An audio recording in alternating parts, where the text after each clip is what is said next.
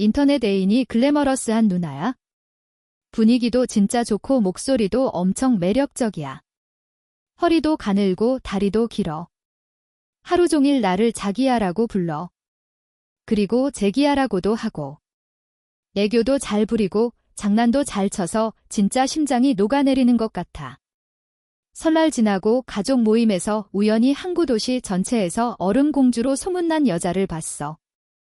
부하 직원들을 가르치고 있는데 낯익은 목소리가 들리는 거야? 내 인터넷 애인이잖아. 그 자리에서 그대로 굳어버렸어. 살려줘. 도망치고 싶어. 친구가 파티에 같이 가자고 졸랐어. 처음에는 거절했는데 계속 부탁하고 예쁜 여자들 엄청 많을 거라고 해서 같이 갔거든.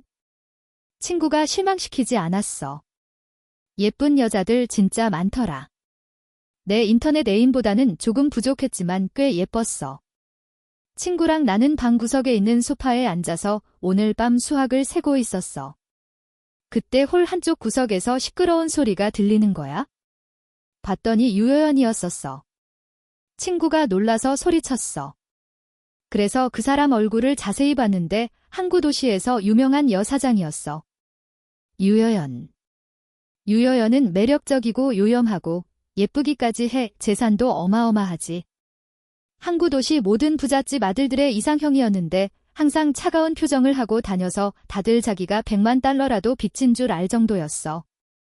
엄청나게 많은 사람들이 쫓아다녔지만 스캔들 하나 없었어. 유명한 연예인이 약까지 먹여서 꼬시려고 했는데 결국 들통났거든. 그 연예인은 진짜 비참하게 됐어. 그 후로 사람들은 유효연의 아름다움보다는 유효연이 남자를 좋아하는지 안 좋아하는지에 더 관심을 가졌어. 나는 시큰둥하게 보지 마. 저런 여자는 내 스타일 아니야.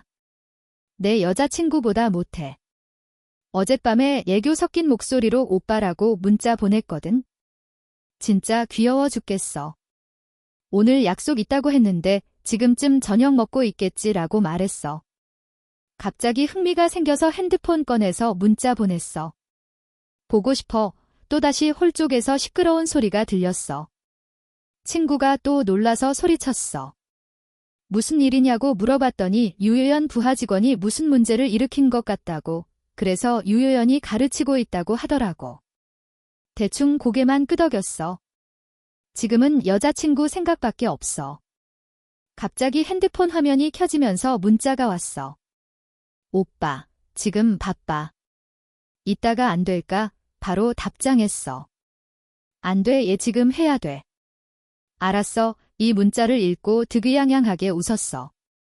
그때 멀리서 낯익은 목소리가 들렸어. 오빠, 나도 보고 싶어. 눈썹이 찌푸려졌어. 믿을 수 없어. 이 목소리는 유효연의 목소리였어.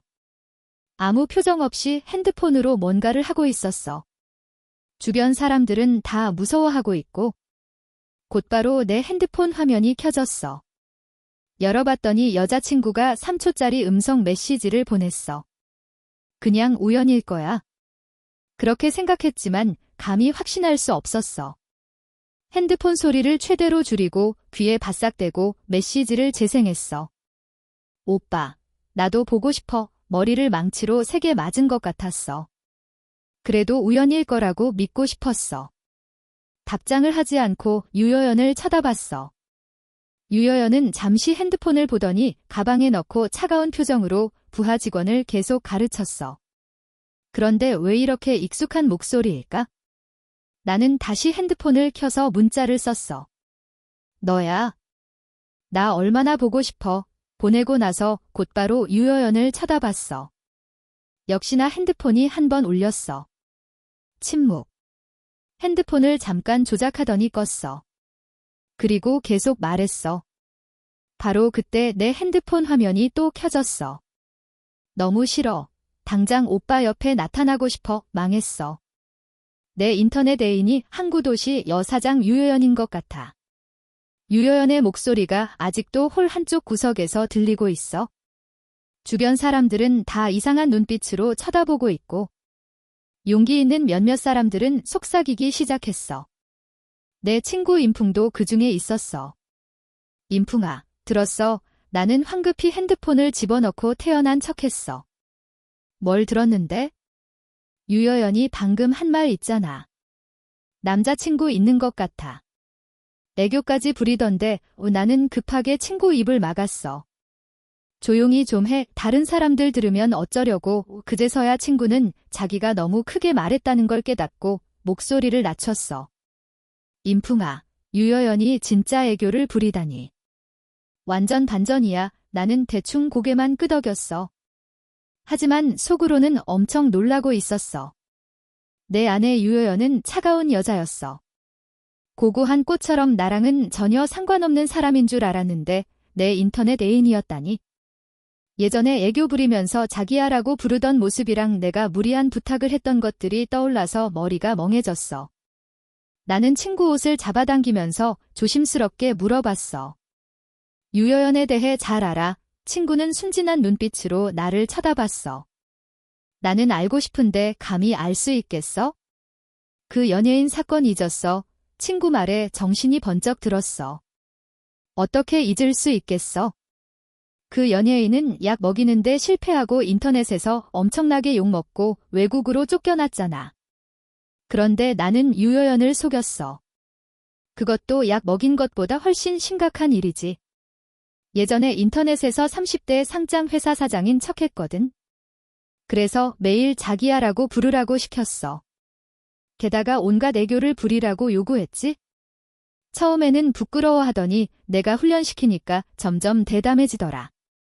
그런데 지금은 부끄러움 많고 매력적인 여대생인 척하면서 항구 도시에서 유명한 여사장 유여연의 남자친구라고 하고 있잖아. 차가운 표정을 다시 보니까 부끄러워하는 모습은 전혀 찾아볼 수 없었어. 가장 중요한 건 내가 유여연보다 어리다는 거야. 침을 꿀꺽 삼켰어. 친구 손을 잡고 물어봤어. 기거라, 만약에 유여연을 속인 사람이 있다면 어떻게 될까? 친구는 음흉한 미소를 지으면서 글쎄, 라고 말했어. 나는 몰라. 어쨌든 좋은 꼴은 못 볼 거야, 라고 말했어.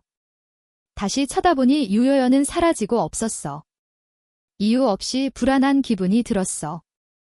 친구한테 유여연 어디 갔냐고 물어봤더니 핸드폰 들고 급하게 뛰어나갔다고 하더라고. 아마 여자친구한테 전화하러 간 것 같다고. 말이 끝나기도 전에 갑자기 내 핸드폰이 울렸어. 깜짝 놀라서 황급히 전화를 끊었어. 친구가 의아한 표정으로 왜 안 받아? 라고 물어봤어.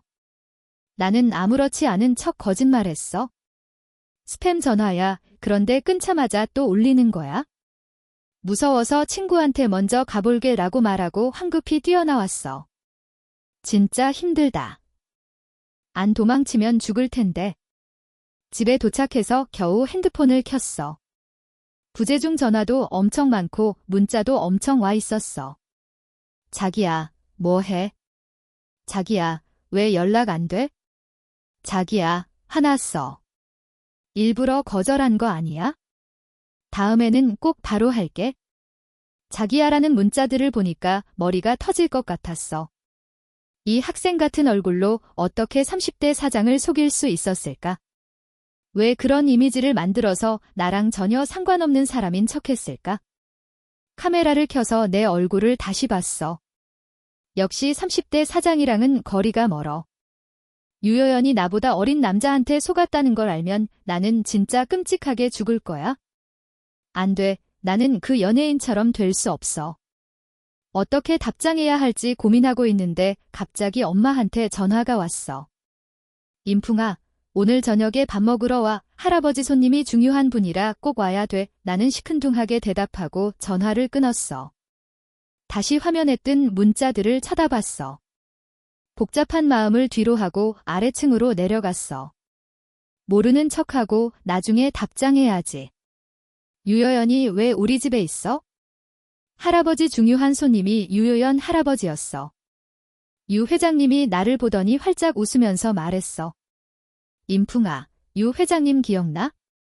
어렸을 때 내가 안아줬었잖아. 뻔한 레퍼터리에 머리가 아파왔지만 그래도 예의 바르게 웃으면서 대답했어. 기억나요. 유 회장님, 즐거운 시간 보내세요. 유여연을 흘끗 쳐다봤어. 소파에 앉아서 아무 말도 없이 핸드폰만 보고 있었어. 아마 내 시선을 느꼈나 봐. 유 회장님이 입을 열었어. 여연아, 인풍이랑 잠깐 놀고 있어. 나는 황급히 손을 저었어. 괜찮아요. 엄마 뭐 하는지 보러 가야 돼요. 말 끝나기가 무섭게 뛰쳐나갔어. 너무 급하게 뛰어가다가 핸드폰을 떨어뜨린 것도 몰랐어. 젠장, 유여연 바로 앞에 떨어졌잖아. 급하게 주우려고 몸을 숙였지만 이미 늦었어. 유여연이 주워버렸어. 핸드폰을 들자마자 화면이 켜졌어. 망했어. 내 잠금 화면이 유여연 옛날 사진인데. 보여줘야 할까? 급하게 핸드폰을 뺏으면서 경계하는 눈빛으로 쳐다봤어. 엄마 보러 가야 돼. 말을 마치고 도망치듯이 가려고 하는데 잠깐만 하고 갑자기 나를 불렀어. 핸드폰 좀 볼 수 있을까요? 반사적으로 바지 주머니를 가렸어. 좀 곤란한데 그때 두 할아버지도 이쪽을 쳐다봤어. 유 회장님이 눈살을 찌푸리면서 무슨 일이야? 라고 물어봤어. 나는 큰 소리로 말했어. 핸드폰은 개인적인 물건이라 좀 불편할 것 같아요. 진짜로 유 회장님 표정이 굳어지면서 유여연한테 남의 핸드폰을 왜 보려고 해? 라고 말했어. 착각일 수도 있지만 유여연이 살짝 웃는 것 같았어. 인풍씨 배경 화면이 좀 익숙해서요. 제 사진인 것 같아서요.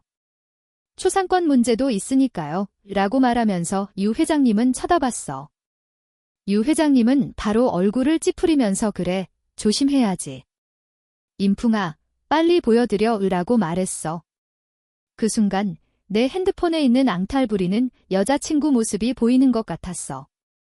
그래도 핸드폰을 주머니에 넣고 좀 곤란한데요. 라고 말하면서 눈치를 줬지만 유 회장님은 알아듣지 못하고 엄하게 쳐다보면서 김풍아, 어른이 돼서 뭘 그렇게 꾸물거려. 빨리 보여드려 라고 말했어. 유 회장님 응원에 유여연은 미소를 지으면서 천천히 나한테 다가와서 소파 구석으로 몰아넣었어. 그때 심장이 쿵쾅거리는 소리가 들리는 것 같았어. 솔직히 말해서 유여연은 진짜 예뻤어. 수많은 여자들을 만났지만 어쩔 수 없었어. 그때 주머니에서 뭔가 움직이는 게 느껴졌어. 뭔가 빠져나가는 것 같았어. 바로 알아차렸어. 내 핸드폰이었어. 유여연은 망설임 없이 내 핸드폰을 열어서 잠깐 보더니 알 수 없는 미소를 지었어. 이 사람 알아요. 눈썹이 살짝 떨렸어. 바로 고개를 저으면서 몰라요? 그냥 선배가 보라고 보내준 사진이에요. 연예인인데 선배가 완전 팬이래요. 라고 말했어. 유여연은 고개를 끄덕이면서 그렇구나. 선배 친구구나 애라고 말했어. 그때 유 회장님도 말했어. 여연아, 내 사진이야. 유여연은 이해에 바르게 웃으면서 아니에요. 그냥 아는 친구예요. 라고 말했어. 유 회장님은 안심하면서 다시 유 회장님하고 장기를 두기 시작했어. 유여연은 핸드폰을 꺼내서 연락처를 추가해달라고 했어. 거절하고 싶었지만 유여연 눈빛이 할아버지를 향하는 걸 보고 바로 알아차렸어.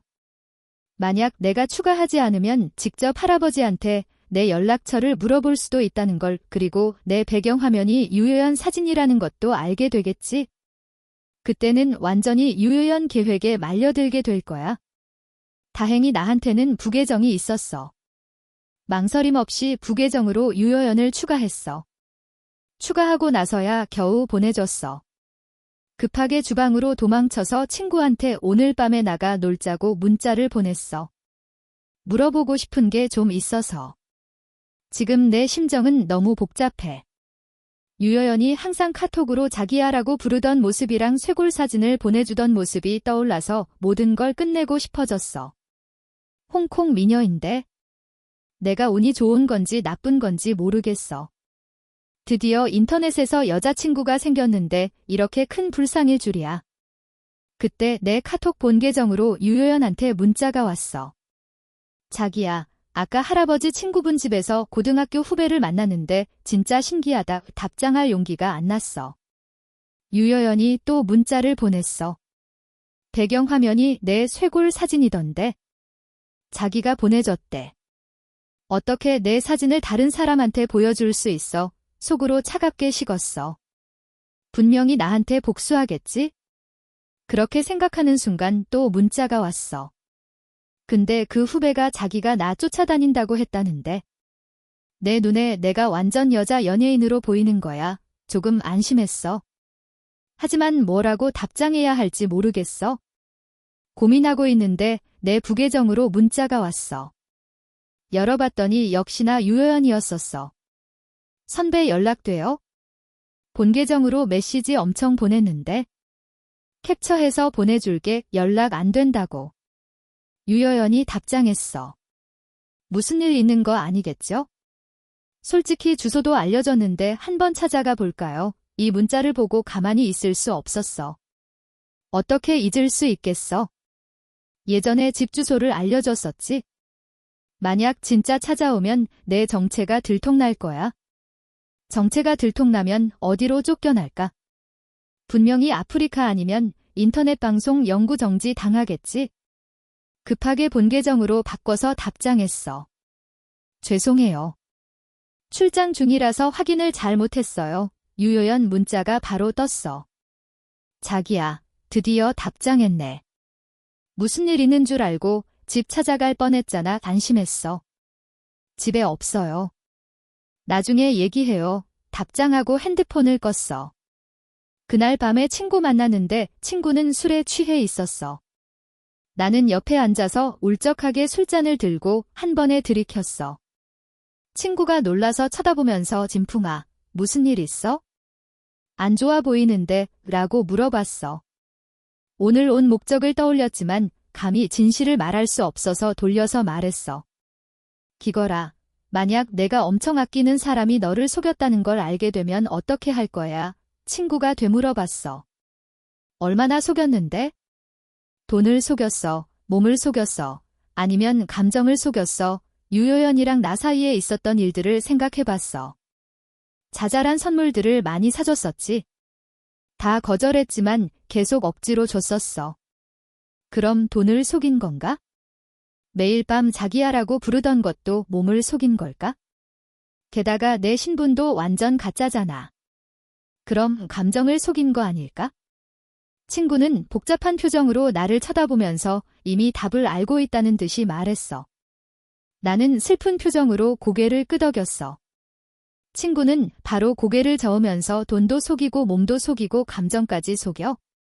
내가 그런 사람 만나면 절대 용서 안 해. 먹튀 못하게 완전 털어버릴 거야. 이라고 말했어. 맞아. 멀쩡한 사람이면 누가 용서하겠어. 그럼 유효연이 내 진짜 모습을 알게 되면, 내가 자기를 속였다는 걸 알게 되면 차단당하고 인터넷 방송 영구 정지 당하는 건 당연하겠지. 친구는 내가 슬퍼하는 걸 보더니 어깨를 툭 치면서 위로했어. 왜 그렇게 슬퍼해? 여자 하나 때문에. 아깝지도 않다. 여자야 어디에나 널렸어. 이 집에 돌아온 후에도 친구 말을 계속 곱씹었어. 그러면서 결심을 굳혔지. 누구라도 속는 건 용서 못해. 유효연도 예외는 아닐 거야. 앞으로 꽃길만 걷기 위해서는 절대로 정체를 들켜선 안 돼. 그렇게 생각하고 있는데 또 본 계정으로 문자가 몇 개 왔어. 역시나 유효연이야. 음성 메시지를 엄청 많이 보냈어. 열어봤더니 전부 다 자기야라고 부르면서 애교 부리는 내용이었어. 보고 싶다, 사랑한다는 말도 엄청 하고. 그것만으로는 부족했는지 쇄골 사진도 엄청 보내줬어. 또 미인계야. 어떻게 버티지? 하지만 지금 쇄골 사진을 보니까 죄책감만 더 심해지는 것 같아. 그냥 무시하고 싶지만 유효연이 또 찾아올까 봐 걱정돼. 그때는 정체가 들통나도 도망칠 수 없을 거야. 지금이라도 답장해야 돼. 나는 침착하게 쓸데없는 생각들을 떨쳐버리고 차분하게 문자를 쳤어. 예전에 자기야라고 부르는 거 싫어했잖아. 이제 억지로 참지 마. 바로 답장이 왔어. 괜찮아. 자기가 좋아하면 나도 좋아. 나는 답장했어. 사실 나도 별로 안 좋아해. 한동안 답장이 없었어. 이제 알아들었나 싶었는데 동영상을 보내왔어. 내용을 보고 코피 쏟을 뻔했어. 유여연이 머리를 쓸어 올리면서 가냘프고 하얀 손가락으로 쇄골을 계속 만지고 있는 거야? 게다가 청아한 목소리로 달콤하게 속삭였어. 자기야, 진짜 싫어. 좋아, 너무 좋아. 좋아 죽겠어. 하지만 너무 빠져들면 안 돼. 더 깊이 빠져서는 안 돼. 최소한 거리를 둬야 해. 증거를 최소화해야 돼. 결심하고 문자를 쳤어. 진짜 별로 안 좋아해. 의미 있는 일이라도 하는 게 어때? 그 후로 완전히 조용해졌어. 안심하고 핸드폰을 닫고 침대에 누웠어. 하지만 눈을 감자마자 유여연이 보낸 문자랑 사진밖에 안 떠올라. 예쁜 여자한테 홀린 내가 너무 싫어. 뒹굴뒹굴해도 잠이 안 와. 바로 그때 핸드폰이 울렸어. 봤더니 소탕한테서 문자가 왔어. 선배 기분 안 좋아 보이냐고 묻는 거겠지? 나는 왜? 라고 답장했어.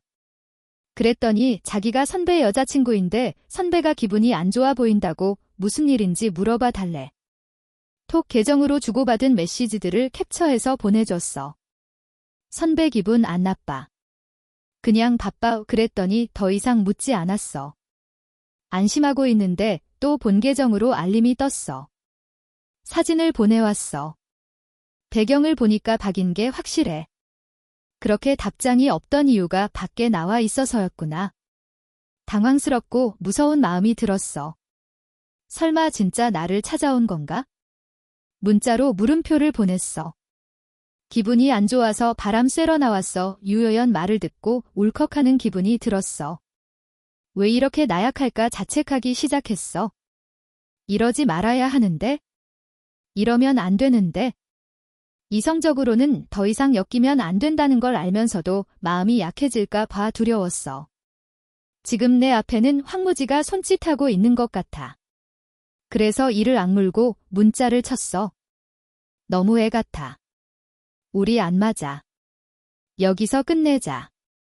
사실 나는 연상 여자가 더 좋아. 이제 나 찾지 마. 더 성숙해지길 바라. 말하고 답장을 기다리지 않고 바로 차단했어. 차단하고 나서 다시 평범한 일상으로 돌아갔어. 학교, 식당, 기숙사를 오가면서 하루하루를 보냈지.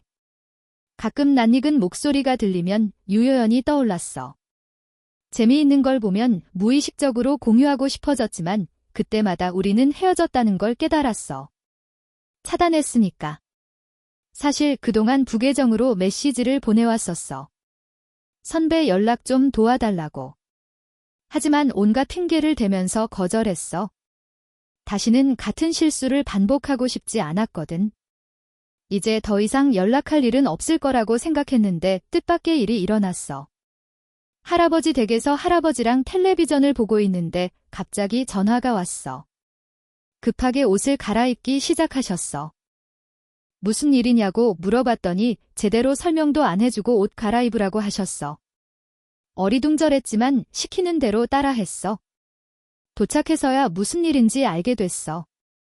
유여연 할아버지가 할아버지한테 전화한 거였어. 유여연이 할아버지랑 같이 회사에 가다가 교통사고가 났대. 운전은 유여연이 했는데 부모님은 여행 중이라 국내에 없어서 할아버지한테 전화한 거였어. 다행히 유 회장님은 가벼운 찰과상만 입으셨어. 도착했더니 멀쩡하게 웃으면서 사고 상황을 재연하고 계셨어. 그러더니 나를 쳐다보면서 난감한 표정을 지으셨어. 나는 영문을 몰랐어. 유 회장님이 김풍아, 내 손녀가 옆병실에 있는데 간호해줄 사람이 없어서 그러는데 과일이라도 좀 갖다 줄 수 있겠니? 라고 말씀하셨어. 정말 거절하고 싶었어. 하지만 간절한 표정을 보니까 유여연 혼자 병원에 있다는 생각에 마음이 조금 약해졌어. 내 태도가 조금이라도 변했다는 걸 눈치채셨는지 할아버지도 겨연이는 좀 엉뚱한 구석이 있어. 얼마 전에 실연당해서 매일 멍하니 있거든. 오늘 라디오에서 딴소리 듣다가 운전하다가 사고가 난 거야 라고 말했어. 말씀이 끝나고 나를 쳐다보면서 의미심장한 눈빛을 보내셨어. 인풍아, 늙은이는 젊은 사람들 마음을 잘 몰라. 자네는 알겠지? 할아버지 말씀 듣고 죄책감이 더 심해졌어. 나 때문에 사고가 났다는 거잖아. 그럼 가야지. 어쨌든 나 때문이니까. 과일을 받아들고 스스로를 세뇌시켰어. 옆병실에 들어가니 유효연이 침대에 앉아서 조용히 핸드폰을 보고 있었어. 화면이 잘 안 보였지만 분명히 나와 유효연 대화창을 보고 있을 거라는 예감이 들었어. 고민 끝에 유효연을 달래기로 마음먹었어. 후배로서 계속 용기를 줬어. 내가 언급한 선배는 사실 유효연을 싫어하는 게 아니라고 말했어. 유효연은 엄청 훌륭한 사람이라고. 나는 몸을 숙여 귤을 까서 유효연한테 줬어. 유효연은 내 손을 잠시 보더니 팔찌 예쁘네 라고 말했어. 등골이 서늘해졌어. 이 팔찌는 예전에 유효연한테 자랑했던 팔찌였어. 예쁘다고 생각했거든. 태연한 척하면서 고마워. 선배가 준 거야? 나도 엄청 예쁘다고 생각 눈이 번쩍 뜨이는 것 같았어. 왠지 꿍꿍이가 있는 것 같은 말투였어. 생각할 겨를도 없이 바로 거절했어. 선배는 전에 두 사람 일에 휘말리고 싶지 않다고 했어요. 놀랍게도 유효연은 더 이상 조르지 않았어. 그저 알아들었다는 듯 고개를 끄덕였어. 내가 전하기 좀 그렇겠지. 하지만 바로 정신이 번쩍 들었어. 갑자기 친구를 쳐다보더니 너희가 동창이니까 내 친구도 알겠네. 내 친구한테 부탁해서 선배한테 연락해달라고 하면 안 될까? 라고 말했어. 친구는 어리둥절해했어. 머릿속에 경고음이 미친 듯이 울렸어. 선배는 없어. 다 내가 지어낸 얘기야. 친구랑 짠 것도 없는데 유효연이 말해버리면 다 들통날 거야. 유효연은 자연스럽게 핸드폰을 켜더니 톡 프로필을 찾아서 열었어. 심장이 쿵쾅거리기 시작했어. 절대로 친구한테 보여줄 수 없어. 안 그러면 큰일 나. 그래서 유효연이 핸드폰을 들기도 전에 황급히 손을 잡았어. 여연아, 내 진심을 알아. 이 기회를 놓치면 후회할 거야. 진지하게 말했어. 심지어 나조차도 내 말을 믿을 뻔했어. 유효연도 미소를 지으면서 그럼 인풍이 너만 믿을게 라고 말하고 기분 좋게 가버렸어. 유효연이 가고 나서 친구는 바로 다가와서 도대체 무슨 일이야? 설명해봐. 선배는 또 뭔데? 그리고 왜 예쁜 사장님이 너를 그렇게 친근하게 부르는 거야? 라고 따졌어. 더 이상 숨길 수 없다는 걸 알았어. 그래서 친구한테 모든 이야기를 털어놨어. 친구 표정이 진짜 볼만했어. 얼굴색이 계속 바뀌는 거야? 가라앉았다가 솟아올랐다가. 그러더니 결국 나처럼 얼굴을 찌푸렸어. 인풍아, 그래서 이제 어떡할 건데? 나는 바로 반박했어. 말할 수 없어. 유효연한테 들키는 건 싫어. 친구는 한숨을 쉬었어. 유효연은 만만한 사람이 아니라는 거 알잖아. 진짜 맘먹고 누구 괴롭히면 우리 둘이 힘을 합쳐도 못 막아. 다행히 친구 중에 같은 학교를 다닌 선배가 있었어. 몇 년 전에 졸업하고 창업해서 작은 회사를 차렸대. 그 선배한테 부탁하면 되겠다 싶었어. 친구는 도와달라는 말에 바로 거절했어.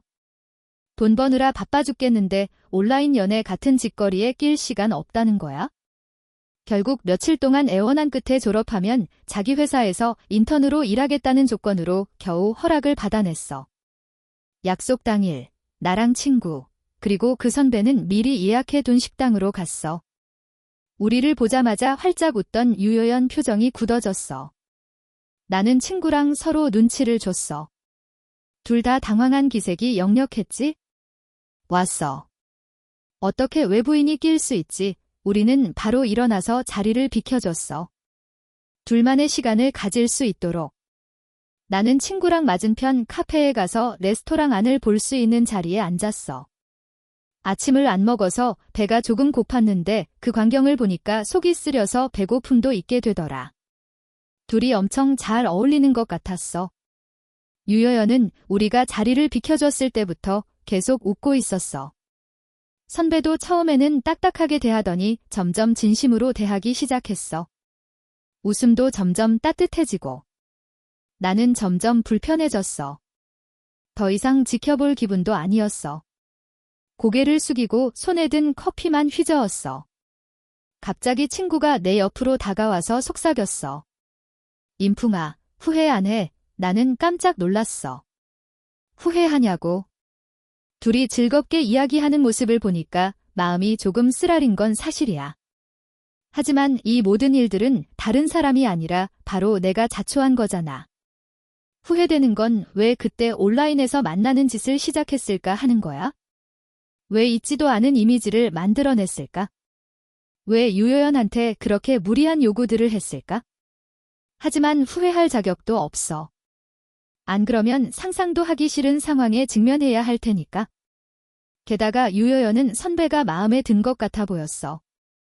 데이트가 끝나고 친구가 어깨를 감싸면서 돌아왔어. 나는 정신이 번쩍 들었어. 자신감 넘치는 미소를 짓고 있었어. 유효연이 마음에 든 게 분명해. 유효연은 재벌 딸이야. 걔랑 헤어질 수 있겠어? 걔가 가진 자원이 얼마나 많은데 왜 나는 고개를 저었어.